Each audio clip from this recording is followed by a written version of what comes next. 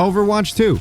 It's a fun game, but I'm not the best at it. There's one character that I like a lot. His name's Hanzo, I bet you've heard of him, and I wanted to improve. I wanted to be less bad with Hanzo. So I decided to spend 2 full weeks playing only Hanzo and seeing if I could get better at him.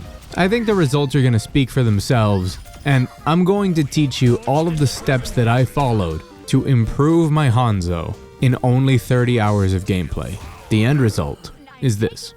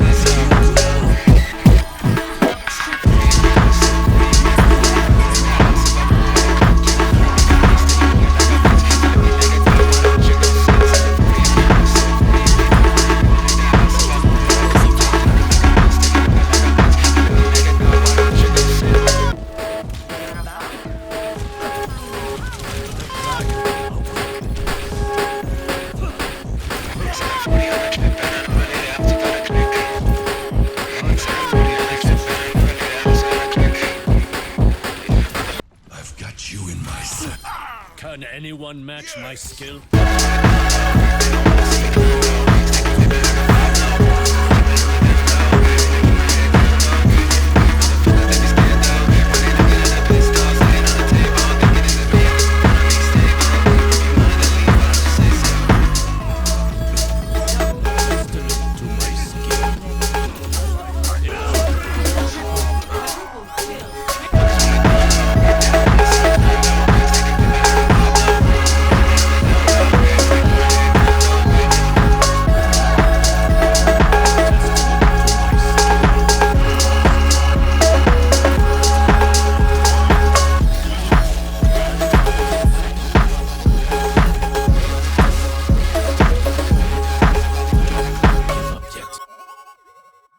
Yeah, I hope you like that.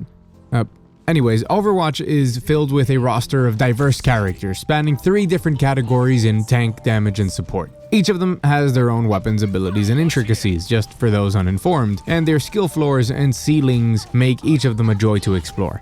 But one of the most popular heroes is Hanzo. If you really don't know, he's the guy with the bow and arrow that you just watched the montage of. He has some of the strangest quirks of any hero in the game.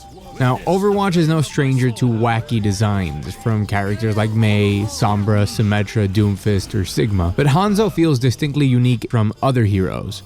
Enough preamble, we can get into the nitty-gritty while I explain what I learned. The first fact I had to accept was that I suck at Hanzo. My starting accuracy across the first days was hovering around 20%, with a lower 5% critical accuracy. As a person who plays mostly Tracer, Symmetra, and Ashe, this felt pitiful. My impact on games was close to 0, my damage numbers were low, and I wasn't adding value through other skills either. On Symmetra, a lot of value comes from controlling space with turrets and threatening engages with a high-powered laser. And on Tracer, value can come just from spending time zipping around the backline and surviving, drawing attention from supports and DPS, opening space for the rest of your team to find openings. Ashe arguably shares traits with Hanzo, being very useful for finding picks and holding sight lines. But she also finds much more utility with her ultimate, allowing her to change the outcome of a fight without the need to aim.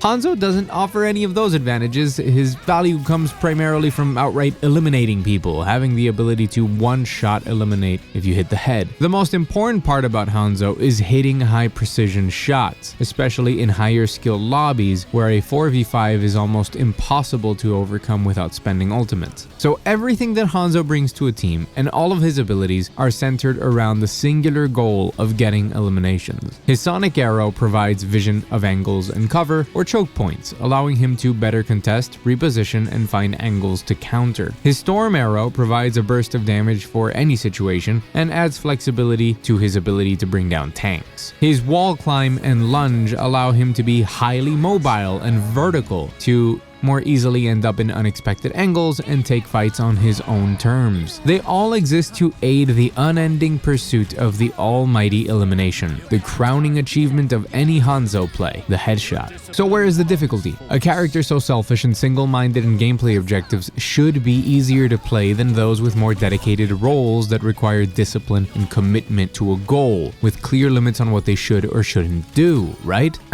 Wrong. It's time to address the common community complaint that Hanzo requires no skill at all to be good with. You place your crosshair at head height, aim at a choke, and spam arrows until you kill someone. This can, in fact, work. But the higher your skill level, the less this will work. The other complaint is that his arrows hitboxes are enormous and cheating. This is, in fact, not true. Hanzo's arrows have an equal amount of fuckery on when they hit than when they don't, but they are quite small. The size of them affects the difficulty, of course, but the biggest difficulty comes from the fact that they are projectiles. For those uninformed, in shooters there are two main types of bullets. Hitscan is the term used to describe weapons that function by drawing a line between the weapon and where it's pointing. If the line can be drawn and it hits a player, the bullet will hit. It's immediate, a binary trigger. Technically, no object travels to impact the target. It is simply a confirmation that the reticle was on the target when the mouse was clicked. Projectiles, on the other hand, are physical objects that travel, and as such, there is a delay between when you click and when the object will reach the intended destination. This is determined by travel time, which determines how much time is required for it to reach that destination. Travel time can vary. Farah shoots her rockets which travel fairly slowly. This compensates for her mobility, requiring you to predict where the enemy will move and softening that difficulty by adding splash damage. But Sigma, Orisa, Diva, Doomfist, Roadhog, Junker, Genji, Echo, Junkrat, Mei, Torb, Soldier, Symmetra, Ana, Kiriko, Lucio, Mercy, Baptiste, and Zenyatta all use projectiles as well, if not on their primaries, on a ability or secondary. So why is Hanzo so much more difficult to use comparatively? Well, all of those characters bring other main utility or compensations. Sigma has splash damage and bouncing. Roadhog has a shotgun. Genji wants to be melee, where that distance doesn't matter. Mei has her primary fire. Ana can become hitscan by scoping in. Torb has his turret, and so on. Hanzo just has his arrows. He is essentially Widowmaker with extra mobility and the huge negative of calculating projectiles, with the benefit of being a bit more flexible at close range. Additionally, Hanzo's arrows have another wrinkle to them. Their travel time and travel arc, the lob that they have, changes depending on the charge time of the bow, going from fairly straight with some projectile drop and arc all the way down to a sad grenade. Compared to other characters, Hanzo has a lot of nuance and skill expression all put into his basic attacks, and essentially only gameplay mechanic, making arrows fly towards opponents. So how do you tackle the task of improving with our good old arrow shooting boy? Well, after spending far too long on YouTube looking at guides and tutorials that really didn't help me much, I started doing what I do best, analyzing the problem into ways that are easy to understand. The first step was focusing on my aim, specifically crosshair positioning and tracking. This means making sure that I am carefully peeking angles, already aiming for where I expect enemies to be, and making micro adjustments, attempting to land a hit once I can see them. This process wasn't particularly difficult. By jumping into Quick Light and playing against real people, I quickly got a feel for maybe 2 or 3 days. Already, focusing on pre-aiming improved my performance to an accuracy of around 30%, although my critical rate didn't really improve, but I wasn't worried about it. Consistency is key in most competitive games, so I first wanted my consistency to increase. Once I was feeling more confident, I started to think about the hits that didn't land. I felt that they were the result of lack of time to adjust my aim, or simply having suboptimal angle. Time, despite what you may believe, is subjective. If my reaction speed and precision with my mouse were faster, the same amount of time could have been enough, but I wasn't willing to pour hundreds of hours just to improve that,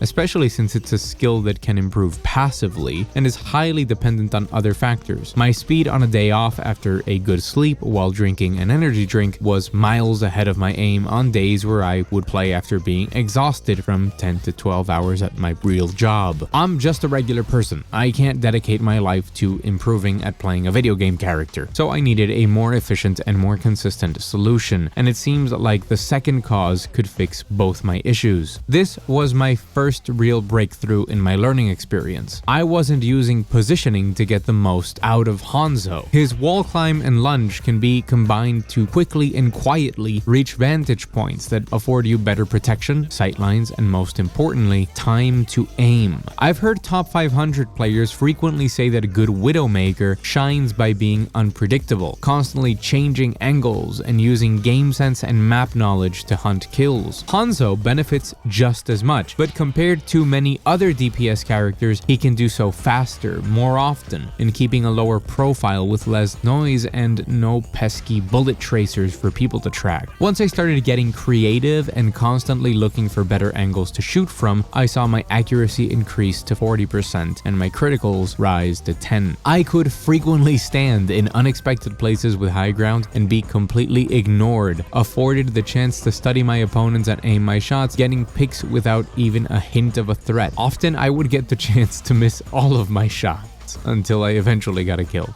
Then somebody noticed me and a TikTok Moira or a tracer would come get me, but we'll talk about that later on. Now, I was thinking about my playstyle in terms of taking advantage of everything Hanzo had in his kit. I started roaming the outskirts, further from my team but confident in my positioning and movement to return when necessary. But I started to get greedy. My positioning became more and more aggressive, flanking behind and directly above my opponents, going in too deep too often. My deaths started to spike, although so did my eliminations. I was slipping. I had to apply discipline. Think before if something was worth the risk or not, and being more in tune with my skills and my opponents to determine if I had the confidence to go for plays, although I prefer to call it as developing game sense. I was happy with a lot of fundamentals at this point, but I needed to sharpen my aim. Sure, standing still I could hit more shots, but what about while moving? There were opportunities available in those moments when I transitioned from place to place that could have resulted in kills, but I was too afraid to try and make myself a target. I needed to practice my aim while moving. This required me to stop flicking, an all too common bad habit developed over years, and focus on tracking, concentrating my efforts on smooth, calculated movements. One of the best tips I ever received in terms of aiming was to stop using my crosshair and start focusing on the center of my screen.